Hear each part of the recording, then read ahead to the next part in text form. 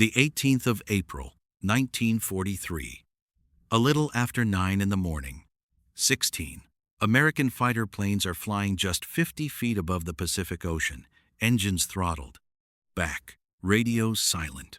Ahead of them, somewhere in the sky, above Bougainville, a Japanese bomber is beginning to descend toward a small island airfield.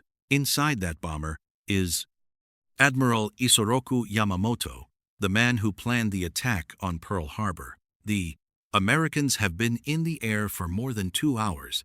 They have flown 400 miles from Guadalcanal to arrive at this exact patch of sky, at this exact minute. And the only reason any of them are here at all is the strange twin-boom fighter under their feet.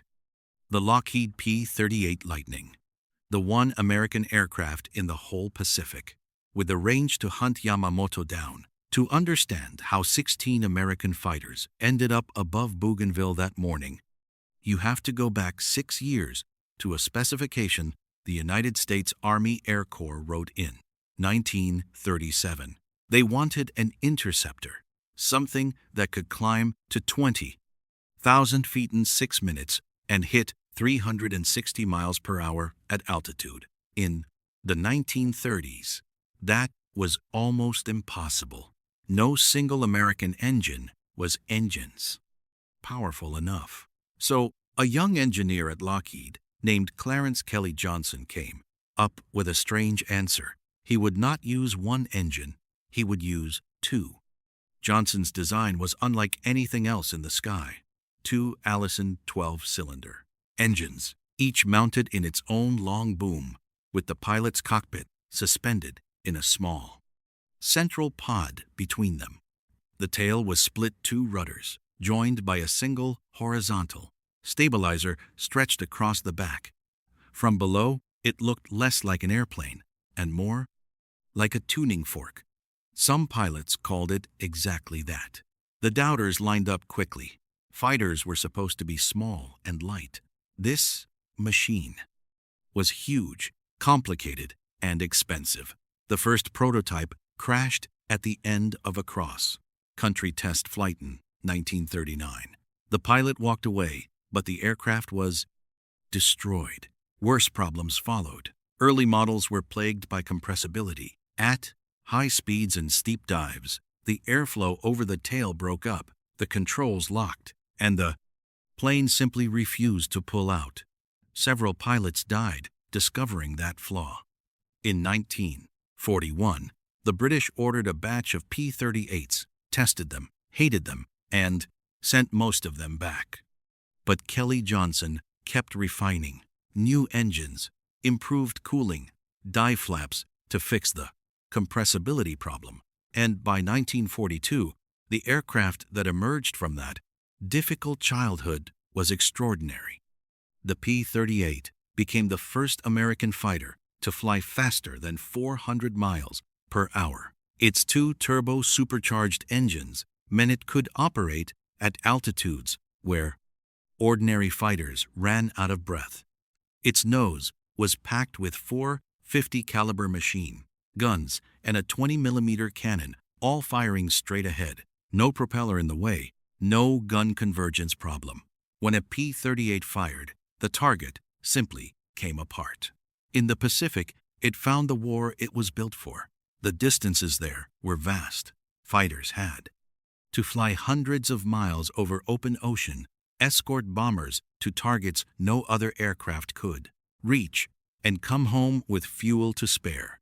The P-38, with drop tanks slung under its wings, could do all of that. And if one of its 2 engines took damage over the sea, the other could bring the pilot home. For a pilot flying above nothing but water, that second engine was the difference between life and drowning. The Japanese called it Nihikoki, Ipairoto, 2 planes, 1 pilot. In North Africa, when the Luftwaffe first met it, they gave it a different name. A captured German airman surrendered to Allied troops in Tunisia, pointed at the sky, and repeated one phrase over and over. Der Gabelschwanzteufel, the fork tailed devil. 2 American pilots would go on to become the highest-scoring aces in United States Army Air Force's history. Flying the Lightning. Richard Bong scored 40. Confirmed. Victories. Thomas McGuire scored 38. Both did I-10 the twin-boom fighter Kelly. Johnson had spent 5 years fixing.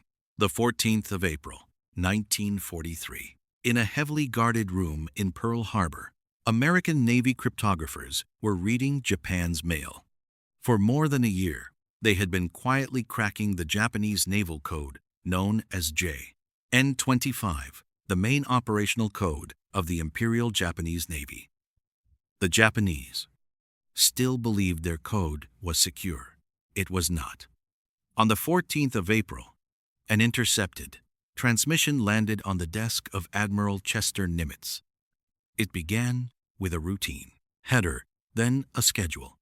On April 18th, Commander-in-Chief Combined Fleet will visit RXZ, R- and RXP in accordance with the following schedule. Admiral Isoroku Yamamoto was planning an inspection tour of Japanese air bases in the Upper Solomon Islands.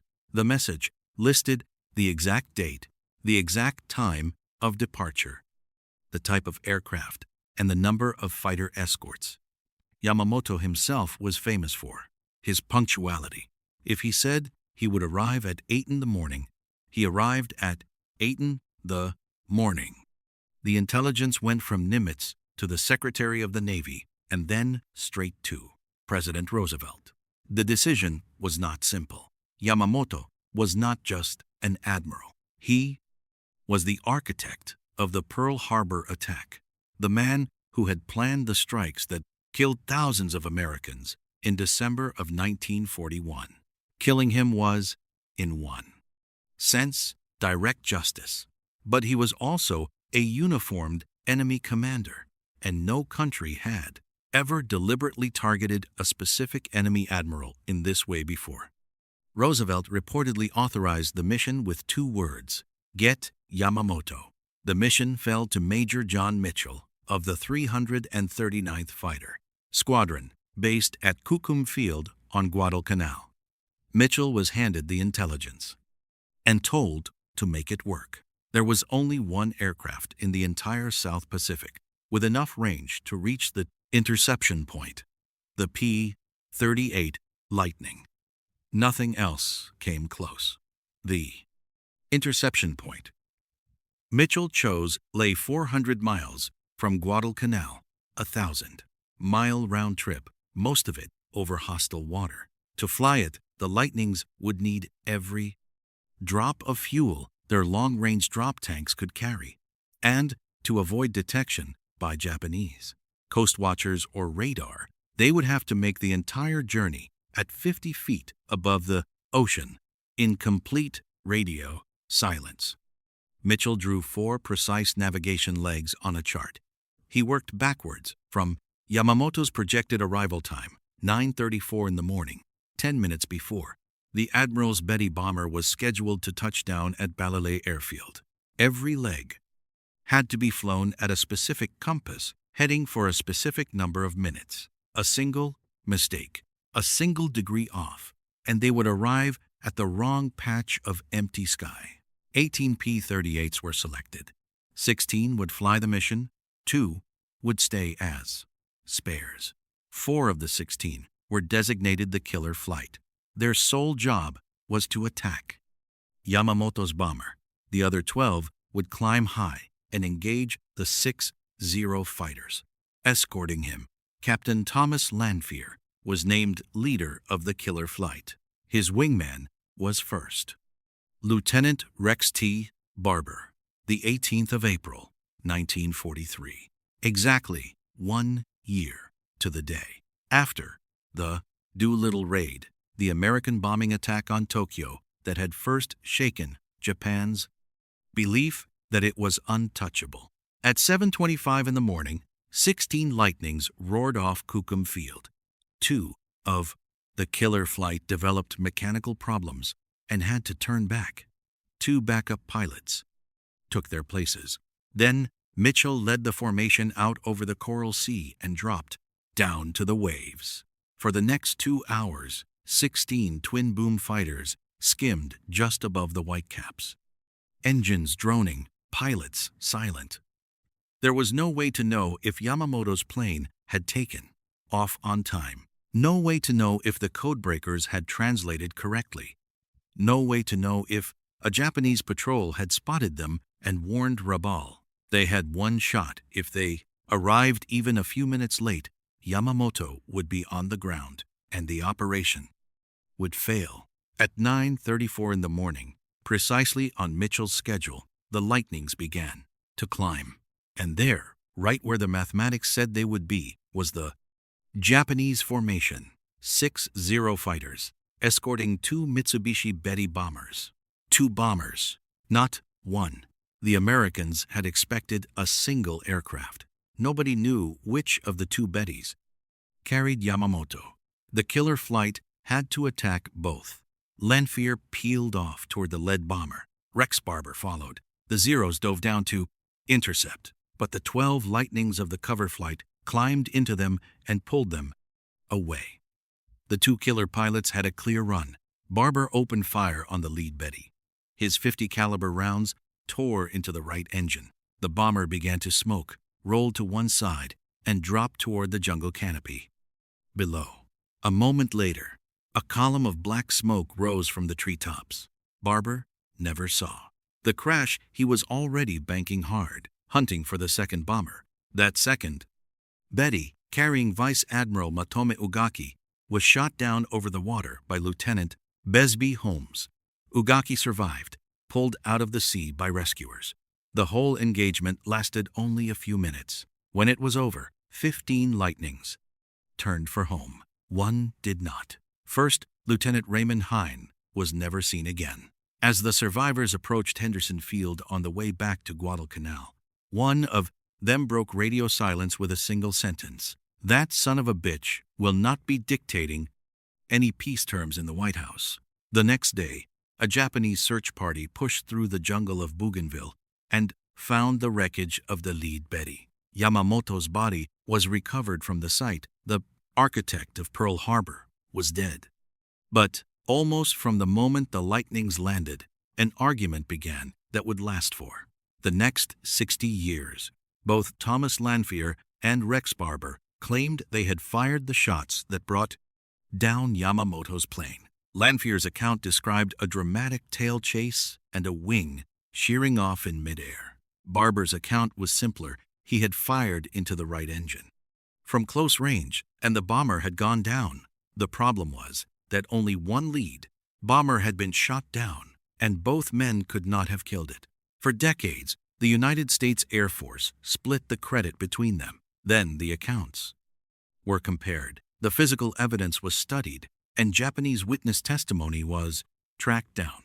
Ugaki himself, who had watched the attack from the second Betty, described what he saw.